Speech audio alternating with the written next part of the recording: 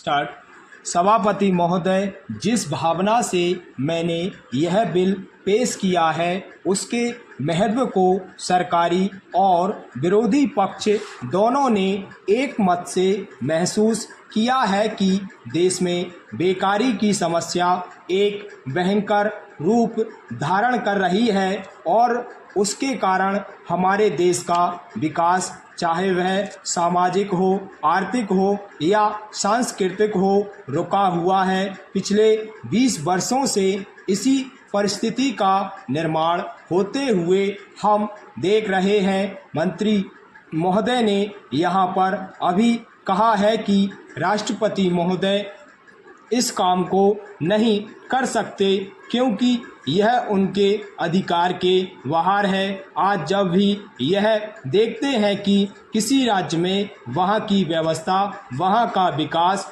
ठीक से नहीं हो रहा है तो उस राज्य में राष्ट्रपति का शासन लागू कर देते हैं। पैरा।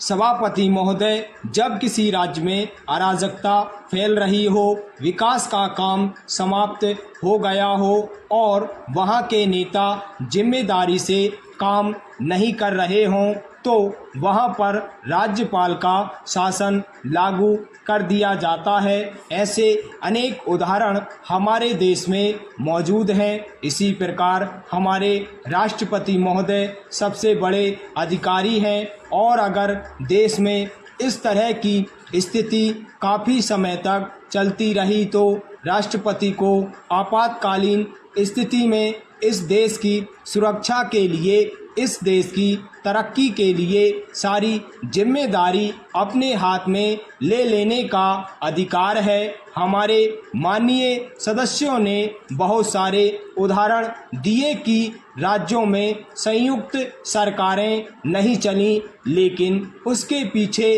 राजनीतिक मामले थे।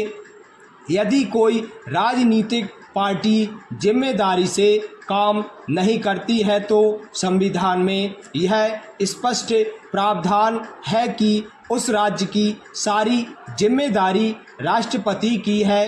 पैरा। सभापति महोदय, मैं आपको एक उदाहरण देना चाहता हूं। संविधान में आदिवासी हरिजनों की उन्नति के लिए विशेष व्यवस्था की गई है। 10 साल में उनकी सामाजिक तथा आर्थिक स्थिति को सुधार देंगे, लेकिन यह सरकार उसमें भी असफल रही है। इस समय को 4 बार 10-10 साल के लिए बढ़ाया जा चुका है, लेकिन फिर भी उनकी सामाजिक तथा और आर्थिक स्थिति में उन्नति नहीं हो रही है। इसमें यह सरकार बिल्कुल असफल रही है।